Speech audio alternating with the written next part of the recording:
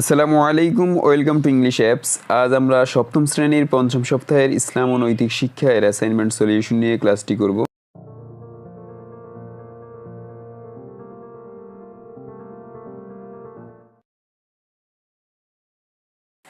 প্রথমে আমরা অ্যাসাইনমেন্টের সিলেবাস নিয়ে কথা বলবো। আর তোমাদের এই সপ্তম শ্রেণীর পঞ্চম সপ্তাহের অ্যাসাইনমেন্টে ইসলাম ও নৈতিক শিক্ষা থেকে চতুর্থ অধ্যায় থেকে প্রশ্ন করা হয়েছে, অর্থাৎ আখলাক থেকে। তাহলে তোমাদের অ্যাসাইনমেন্টের বিষয়ের শিরোনাম হবে আখলাক, এবং যেহেতু এটা ইসলাম ও নৈতিক শিক্ষার দ্বিতীয় অ্যাসাইনমেন্ট, তাই অ্যাসাইনমেন্ট নম্বর 2 লিখবে আর শিরোনাম লিখবে আখলাক। তোমরা স্ক্রিনে দেখতে পাচ্ছ এখানে একটি উদ্দীপক দেওয়া আছে আখলাক অধ্যায় থেকে, সেটার আলোকে 2টা প্রশ্ন করা হয়েছে। উদ্দীপকটি হচ্ছে, জনাব ক নিয়মিত মার্জিত বেশভূষায় অফিসে যাওয়া আসা করেন। সহকর্মী ও সেবা গ্রহণকারী সবাই তার ব্যবহারে মুগ্ধ।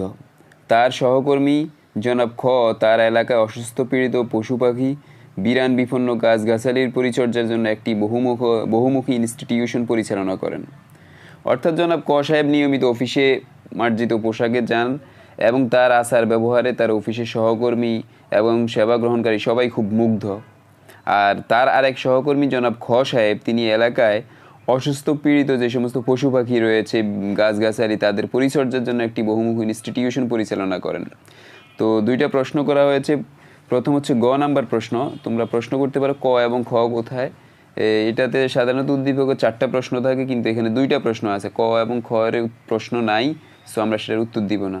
আমার কাছে মনে হয়েছে উদ্দীপকে যেহেতু ক এবং খ সম্পর্কে বলা হয়েছে, তাই পরবর্তীতে প্রশ্নে গ এবং ঘ সম্পর্কে প্রশ্ন করা হয়েছে। যাই হোক, তো গ নাম্বারে প্রশ্ন করা হয়েছে, জনাব ক এর মধ্যে আখলাকে হামিদার কোন গুণটি বিদ্যমান? জনাব ক সাহেব যে সহকর্মী ও সেবা সবাই যে তার ব্যবহারে মুগ্ধ, এটা আখলাকে হামিদার কোন গুণটি বিদ্যমান? এবং ঘ নম্বর প্রশ্নে বলা হয়েছে, জনাব ক্ষয়ের কার্যক্রমটি তোমার পাঠ্য বইয়ের আলোকে বিশ্লেষণ করো। তো আমরা একটু পরে একটি নমুনা উত্তর দিয়ে সেটা বিশ্লেষণ করব। তার আগে বলে নিচ্ছি, যারা এখন ইংলিশ অ্যাপ চ্যানেলটিকে সাবস্ক্রাইব করেনি অবশ্যই সাবস্ক্রাইব করবে এবং লাইক কমেন্ট শেয়ার করে পাশে থাকবে এবং নোটিফিকেশন বাটনটি অন করে রাখবে। তাহলে যে কোনো সময় আমরা যখনই আপলোড করি অ্যাসাইনমেন্টের উত্তর, তোমার কাছে নোটিফিকেশন চলে যাবে। তাহলে চলো আমরা এখন নমুনা উত্তরটি দেখি। উদ্দীপকে বর্ণিত ক সাহেবের মধ্যে আখলাকে হামিদা এর শালীনতা বোধ এর গুণটি বিদ্যমান। অর্থাৎ তার যে ভালো ব্যবহার, ভালো আচরণ, মার্জিত পোশাক পরিচ্ছদ, এগুলো হচ্ছে শালীনতা বোধের অন্তর্ভুক্ত। শালীনতা বোধ আরবি প্রতিশব্দ তাহজিব, যার অর্থ ভদ্রতা, নম্রতা, লজ্জাশীলতা। আচার আচরণে, কথাবার্তায়, বেশভূষায় ও চালচলনে মার্জিত পন্থা অবলম্বন করাকে শালীনতা বলে। অর্থাৎ যে ভালো ব্যবহার করবে, ভালো আচরণ করবে, নম্র থাকবে, ভদ্র থাকবে, লজ্জাশীল থাকবে, তাকে হচ্ছে শালীনতা বলা হয়। শালীনতা মানুষের একটি মহৎ গুণ, এটির গুরুত্ব অপরিসীম। শালীনতা বোধ মানুষকে অন্যায় ও অশ্লীল কাজ থেকে বিরত রাখে। শালীনতা আল্লাহর অনুগত বান্দা হতে সাহায্য করে। আচার ব্যবহারে শালীন ব্যক্তিকেই সবাই পছন্দ করে। পোশাক পরিচ্ছদ, শালীন পোশাক পরিচ্ছদ সৌন্দর্যের প্রতীক। শালীন ও ভদ্র আচরণের মাধ্যমে বন্ধুত্ব ও হৃদ্যতা সৃষ্টি হয়। সমাজকে সুন্দর ও সুশৃঙ্খল রাখতে শালীনতার প্রয়োজন সর্বাধিক। শালীনতাপূর্ণ আচার ব্যবহার সম্প্রীতি ও সৌহার্দ্যের চাবিকাঠি। অশোভন বা অশালীন পোশাক পরিচ্ছদ ও আচরণ অনেক সময় সমাজে বিপর্যয় ডেকে আনে, সমাজে অশান্তির সৃষ্টি করে, নৈতিক চরিত্রের অবক্ষয় ঘটায়। শালীনতাপূর্ণ আচরণের মাধ্যমে বন্ধুত্ব গড়ে ওঠে। পক্ষান্তরে অভদ্র বা অশালীন আচরণ বন্ধুকেও দূরে ঠেলে দেয়। মানুষ অশালীন ব্যক্তিকে পছন্দ করে না, তার সাহচর্য পরিত্যাগ করে। মহানবী সাল্লাল্লাহু আলাইহি সাল্লাম বলেন, মানুষের মধ্যে ওই ব্যক্তি সবচেয়ে নিকৃষ্ট যার অশ্লীলতা থেকে রক্ষা পাওয়ার জন্য লোকেরা তাকে পরিত্যাগ করে। বুখারী শরীফ। অশালীন ব্যক্তিকে আল্লাহ তাআলা কখনোই পছন্দ করেন না, বরং অশালীন ব্যক্তিকে আল্লাহ তাআলা ঘৃণা করেন। এই সম্পর্কে মহানবী সাল্লাল্লাহু আলাইহি ওয়াসাল্লামের হাদিস রয়েছে, ইন্নাল্লাহা ইয়াবগাদুল ফাহিশাল বাযিয়্যাহ, নিঃসন্দেহে আল্লাহ তাআলা অশালীন ও দুশ্চরিত্র ব্যক্তিকে ঘৃণা করেন। শালীনতা মানুষের জীবনে অপরিহার্য বিষয়। মহান আল্লাহ তাআলা আমাদেরকে শালীনতা শিক্ষা দিয়েছেন। পবিত্র কুরআনে সূরা লুকমানে উল্লেখ আছে যে হযরত লুকমান আলাইহিস সালাম তার পুত্রকে শালীনতা শিক্ষা দিতে গিয়ে বলেন, হে পুত্র, অহংকার বশে তুমি মানুষকে অবজ্ঞা করো না। পৃথিবীতে উদ্ধতভাবে চলো না, কারণ আল্লাহ কোনো উদ্ধত অহংকারী ব্যক্তিকে পছন্দ করেন না। তুমি পদাচরণ করবে সংযতভাবে এবং তোমার কণ্ঠস্বর নিচু করবে। নিশ্চয়ই স্বরের মধ্যে গাধার স্বর সর্বাপেক্ষা অপ্রীতিকর। সূরা লুকমান আয়াত 19। জনাব ক অফিসে নিয়মিত মার্জিত বেশভূষা আসা যাওয়া করেন, অফিসের সকলের সাথে ভালো ব্যবহার করেন, তার সহকর্মী ও সেবাদাতারা সহিতারা তার আচরণে মুগ্ধ। অতএব উদ্দীপকে বর্ণিত কয়ের মধ্যে আখলাকে হামিদায়ের শালীনতা বোধের গুণটি বিদ্যমান, এই কথাটি প্রতীয়মান হয়। আশা করি তোমরা প্রথম প্রশ্নের উত্তর বুঝতে পেরেছো। তোমাদের পাঠ্য বইয়ের আলোকে উত্তর দেওয়ার চেষ্টা করেছি। তোমরা তোমাদের সুবিধা মতো বড় ছোট করে নিতে পারো। আমরা আমাদের মতো করে উত্তর দিয়েছি, এটা থেকে আইডিয়া নিয়ে নিজেদের মতো করার চেষ্টা করবে, তাহলে your assignment will be best one. ঘ নম্বর প্রশ্নে বলা হয়েছে উদ্দীপকে ক্ষয়ের কাজটি কিসের সাথে সাদৃশ্যপূর্ণ, পাঠ্য বইয়ের আলোকে বিশ্লেষণ করো। তো লিখলাম, জনাব ক্ষয়ের কাজটি সৃষ্টির সেবা এর সাথে সাদৃশ্যপূর্ণ। ইসলামী পরিভাষায় আল্লাহর সৃষ্টির প্রতি দয়া ও সহানুভূতিশীল হয়ে আদর যত্ন করার নামই হলো সৃষ্টি সেবা। মহান আল্লাহ এই সুন্দর পৃথিবীতে মানুষকে আশরাফুল মাখলুকাত তথা সৃষ্টির সেবা সেরা করে পাঠিয়েছেন। আর সৃষ্টি করলে সব কিছু, যেমন জীব জন্তু, পশু পাখি, কীটপতঙ্গ, পাহাড় পর্বত, গাছপালা ইত্যাদি মানুষের উপকারের জন্য সৃষ্টি করেছেন। সুতরাং এইসব সৃষ্টির প্রতি সহানুভূতি দেখানো এবং এগুলোর যত্ন ও রক্ষণাবেক্ষণ করা অবশ্য কর্তব্য। জনাব খ সাহেব এলাকায় অসুস্থ, পীড়িত পশু পাখি, বিরান, বিপন্ন গাছগাছালির জন্য একটি বহুমুখী ইনস্টিটিউশন পরিচালনা করেন। যে সৃষ্টির প্রতি দয়া ও সহানুভূতি প্রদর্শন করে তার প্রতি খুশি হয়ে আল্লাহ রহমত বর্ষণ করেন।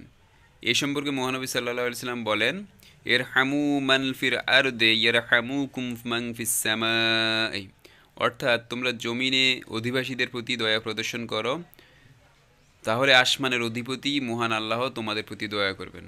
অর্থাৎ এর হামু, তোমরা দয়া প্রদর্শন করো, মানফিল আরদে, যারা জমিনে আছে সেই জমিনের অধিবাসীদের প্রতি তোমরা দয়া প্রদর্শন করো, তাহলে কি হবে, ইয়ার হামুকুম, তাহলে তোমাদেরকে দয়া বর্ষণ করবে মানফিস সামাই, অর্থাৎ আসমানের অধিপতি।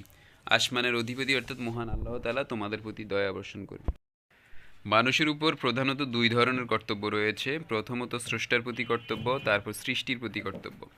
সৃষ্টির প্রতি মানুষের কর্তব্যগুলোর মধ্যে অসহায় ও দুস্থ মানুষকে সাহায্য ও সহযোগিতা করা যেমন কর্তব্য, তেমনি গাছপালা, পশু পাখি, বৃক্ষলতা ও পরিবেশের প্রতিও মানুষের কর্তব্য রয়েছে। সৃষ্টির প্রতি সদয় হলে এবং এদের লালন পালন ও রক্ষণাবেক্ষণ করলে আল্লাহ খুশি হন, তেমনি এদের প্রতি অবহেলা করলে, নিষ্ঠুর আচরণ করলে আল্লাহ অসন্তুষ্ট হন।